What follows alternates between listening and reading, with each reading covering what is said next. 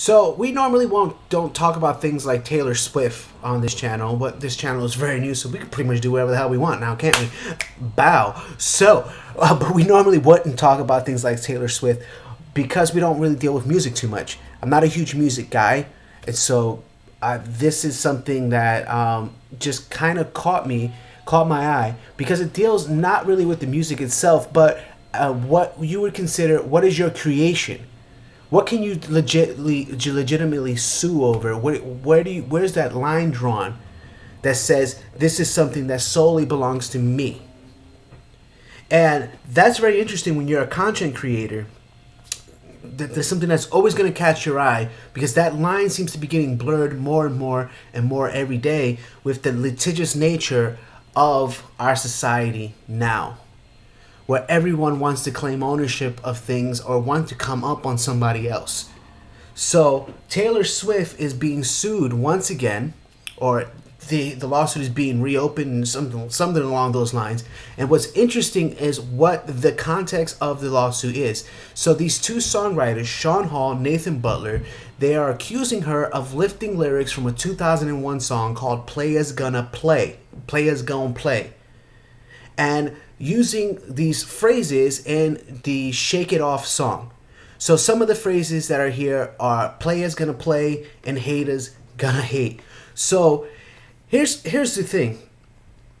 At what point, right, is it that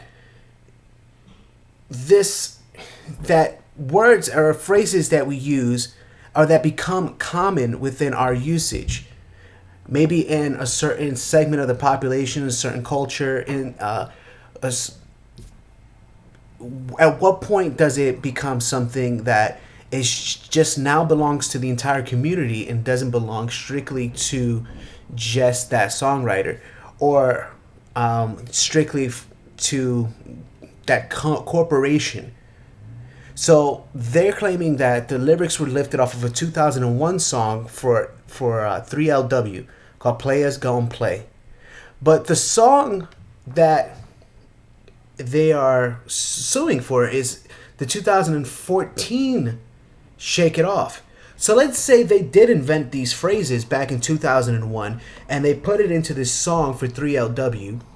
That is an entire 13 years from that point to the point where Taylor Swift's song "Shake It Off" came out. At that point, even if they had said they had created these things, players gonna play, haters gonna hate, there have been millions of people that have probably already heard these phrases, and there are probably hundreds of thousands, if not millions, of people who are using this phrase in the common lexicon, in their common language. So if Taylor Swift then in turn uses that same phrasing, players gonna hate, haters gonna hate, or players gonna play, haters gonna hate. If Taylor Swift goes ahead and uses that, is she really in the wrong? Well, a judge didn't think so because the judge dismissed the case in February of 2018.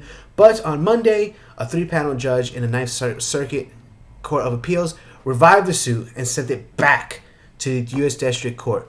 Now, it is of my opinion, especially with something that far, that large of a gap between when that first initial song was created in 2001 to 2014, it's my opinion that Taylor Swift is not in the wrong. I actually have heard people use these phrases outside of the context of a 3LW song in just in common talk. You know what they say, haters gonna hate. That's just the way people talk. And so if Taylor Swift is guilty of anything, it might be appropriating, the African American culture or something like that, but definitely not of lifting lyrics from a 2001 song in this case right now. Now, it may not be the most popular view at all to take the take the side of this young lady here, but realistically, when you gotta call bullshit when it's bullshit, and this lawsuit right here against Taylor Swift is complete and total bullshit, in my honest opinion. If you believe differently, though, go ahead and write a comment down at the bottom. But if you feel the same, write a comment at the bottom also. Please like, share, and subscribe to this video if you like the content. Thank you so much, and I will see you again very soon.